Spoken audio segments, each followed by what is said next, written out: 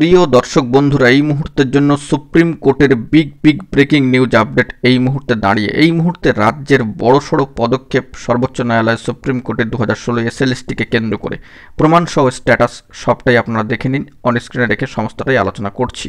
তো এই ভিডিওতে সবটা তুলে ধরছি, ভিডিওটিকে শেষ পর্যন্ত দেখবেন, কোনোভাবে স্কিপ করবেন না, চ্যানেলটিকে এখনই সাবস্ক্রাইব করে নিয়ে সঙ্গে থাকবেন। চলুন কথাবার্তা না বাড়িয়ে মূল টপিকেই আমরা ফোকাস করি। এই মুহূর্তে দাঁড়িয়ে রাজ্যের বড়সড় পদক্ষেপ উঠে আসলো সর্বোচ্চ ন্যায়ালয় সুপ্রিম কোর্টে। আমরা চলে এসেছি কেস স্ট্যাটাসে এবং সেখান থেকে দেখতে পাচ্ছি অত্যন্ত গুরুত্বপূর্ণ, দেখুন state of West Bengal versus respondent, দেখুন বৈশাখী ভট্টাচার্য চ্যাটার্জি, অন্যতম গুরুত্বপূর্ণ একটি ম্যাটার আবার কিন্তু সর্বোচ্চ ন্যায়ালয় সুপ্রিম কোর্টে দাখিল হলো এবং বলা যেতে পারে রাজ্যের একটা বড়সড় পদক্ষেপ সুপ্রিম কোর্টে 2016 এসএসসি এসএলএসটি নিয়ে। তবে মামলার যে স্ট্যাটাস সেটি কিন্তু বর্তমানে পেন্ডিং অবস্থায় রয়েছে।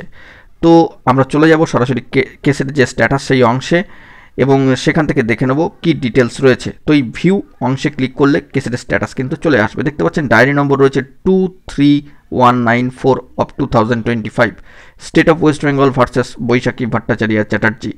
অত্যন্ত গুরুত্বপূর্ণ এই মামলা দেখুন ফাইল হয়েছে 29/4/2025, অর্থাৎ গত মাসে 29 তারিখে। তবে এই মামলার ক্ষেত্রে অবশ্যই ডায়েরি নম্বর রয়েছে এবং সিএনআর নাম্বার রয়েছে। প্রেজেন্ট যে স্ট্যাটাস বা স্টেজ সেটি কিন্তু এখনও পর্যন্ত উঠে আসেনি এবং টেন্টেটিভলি কোনো শিডিউল কিন্তু উঠে আসেনি। এবার এই মামলার ক্ষেত্রে একটু স্ক্রোল ডাউন করে নিচের দিকে নামলে আইএ সেকশানে ক্লিক করলেই কিন্তু আপনারা দুটি বিষয় দেখতে পারবেন।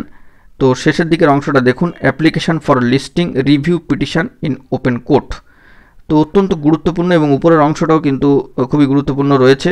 দেখুন সেখানে ডেডলাইন কিন্তু রয়েছে অবশ্যই 30/4/2025। এবার দেখা যাক পরবর্তী ক্ষেত্রে কি আপডেট উঠে আসে কোর্টের সাইটে এবং টেন্টেটিভলি শিডিউল কিছু যদি পরবর্তী ক্ষেত্রে উঠে আসে সবটাই তুলে ধরবো।